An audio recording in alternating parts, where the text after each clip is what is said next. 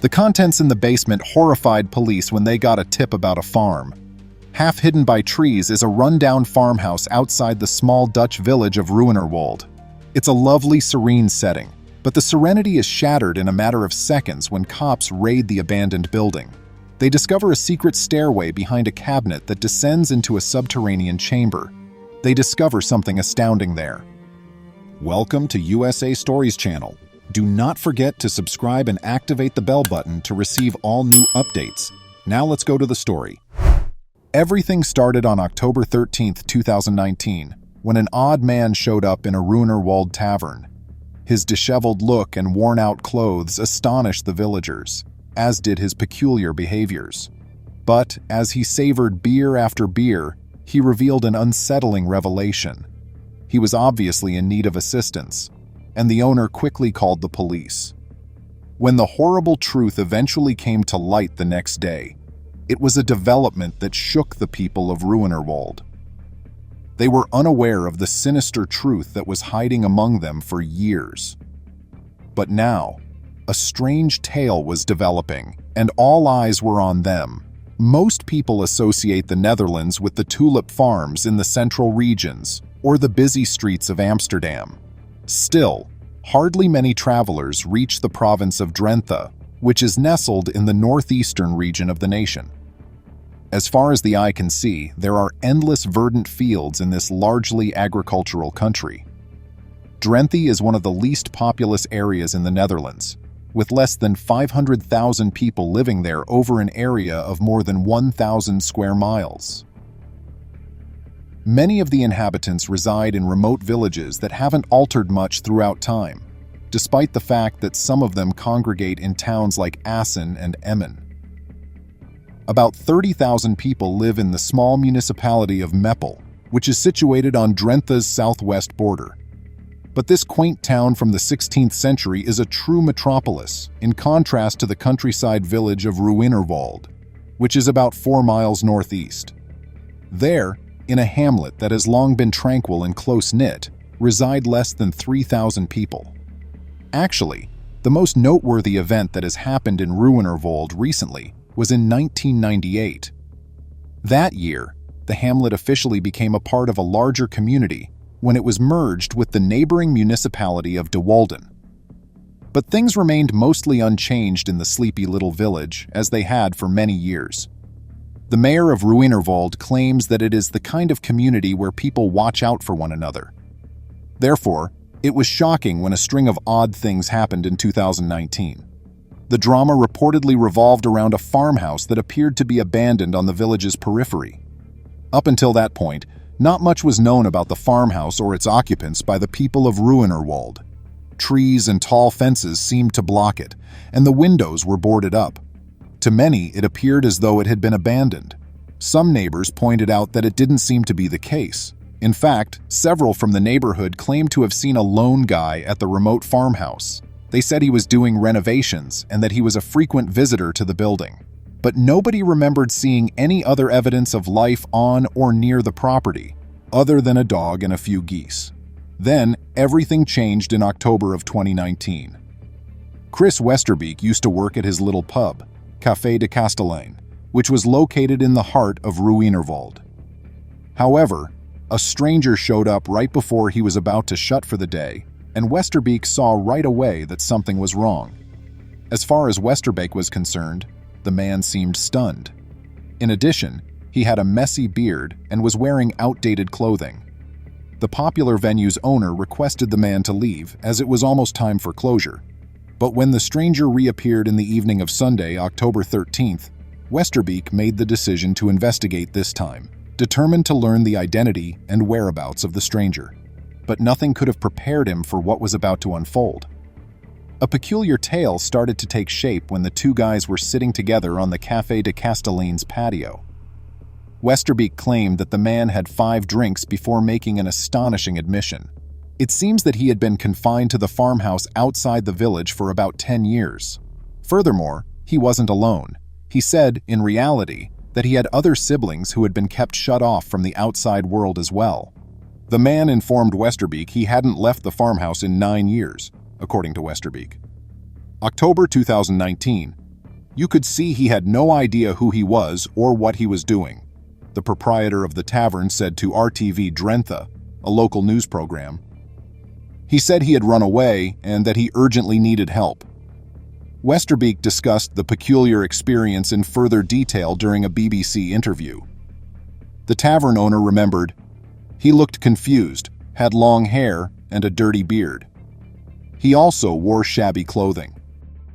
He stated that he had not attended any school and had not seen a barber in 9 years. However, there was more. Westerbeek went on. He said he had brothers and sisters who lived at the farm. He said he was the oldest and wanted to end the way they were living. The bar owner called the police, even though he had no means of knowing if the stranger's claim was genuine. Perhaps they might verify the claims or, at minimum, offer some assistance. Thus, to conduct an investigation, police investigators showed up at the farmhouse on October 14th. However, they first found nothing suspicious when they crossed the canal to inspect the premises. But upon closer examination, it was discovered that an ordinary cabinet concealed a secret stairway. After descending the stairway, the police entered a concealed area where they uncovered evidence of a clandestine 7-member household. The group apparently included a 58-year-old guy and 6 adults between the ages of 18 and 25. Regarding whether or not he was the father of the others, however, accounts at first differed. However, why were these 6 young people holed up in a room in what seemed to be an abandoned farmhouse? Furthermore, why had no one in their neighborhood ever seen them on the land? It soon became apparent that they had been housed in complete seclusion on the estate. They did not, in fact, ever leave to go to school or engage in community activities. Rather, it's thought that the gang had taken refuge on the farm in case of a cataclysmic end-of-the-world scenario.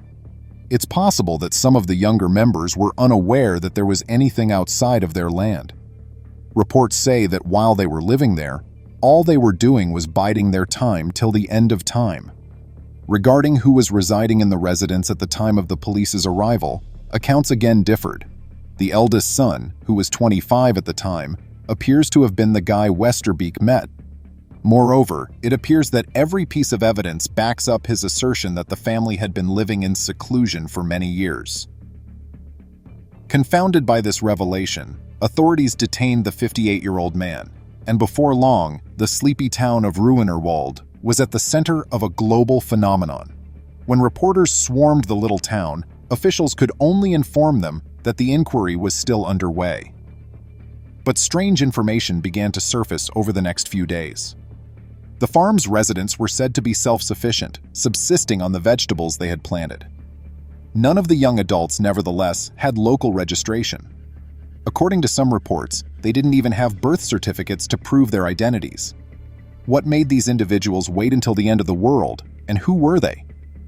Police delivered a shocking statement on October 17th. It seems that they had made one additional arrest in connection with the inquiry. By then, the original suspect had been arrested on charges of violating others' health and depriving them of their freedom. A 67-year-old guy was brought in on the same charges later that day. Ruinerwold people were having a hard time processing the news, even while all of this was going on behind closed doors. The town mayor, Roger de Groot, said that a great number of them were consumed with remorse. They asked themselves, "How did this occur in our village? How were we not aware of this?" he asked RTL News. De Groot said, "I've never seen anything like it," in a conversation with local journalists. Other locals, however, talked about realizing that such a horrible tragedy might occur in their neighborhood. One neighbor told the newspaper Algemeen Dagblad, "I'm shaking on my legs." However, there was some positive news to share. Yes, since the family members were taken to a safe home to recuperate after being taken from the property. Over the next few days, specialists were able to examine them more closely. Police stated in a statement that they had been declared in excellent health by a physician. Furthermore, they seemed to have had some education, if not formal education. The people's identities were made public over time. The elder guy, Gerrit Jan van Dorsten, turned out to be the young adult's father who was imprisoned in the mansion. Joseph B., the renter of the actual farmland, was the suspect whom the police first detained. A public statement from other Van Dorsten family members, who are not close to Garrett, was released on October 18th. They asserted in it that back in the 1980s, Garrett Jan Van Dorsten had cut all contact with the family. Moreover, they claimed that they had not heard from him since, and that he had told them not to search for him or his kids. However, the statement stated that all had changed by 2011. 3 of the Van Doren children had fled from their father that year, and word had reached the family that they were in contact with other relatives. The younger members, together with their grandparents, cousins, and estranged uncles and aunts, were happily reunited with their family. The family maintains that they had no knowledge of the 6 more children who were living with their problematic cousin, even in light of this revelation. However, the local newspaper De Stentor quickly got involved in the investigation, and soon reporters had located a few of Van Doren and his kids' former neighbors. Prior to moving to rural Drenthe, the family seems to have resided in the eastern municipality of Zwartwaterland. An October 2019 report from NLX said that their neighbors had not observed anything out of the ordinary about them. A friend said, "The daughter was a very normal girl who attended Agnes in college and worked as an intern at the flower shop." The neighbor did see, though, that the family's son was obviously struggling at home. Unfortunately, a second witness corroborated this, stating that the boy had a friendship with her own child. She is said to have stated, "He ate here quite often. He obviously wasn't accustomed to dining at the table. He obviously didn't come from a loving household."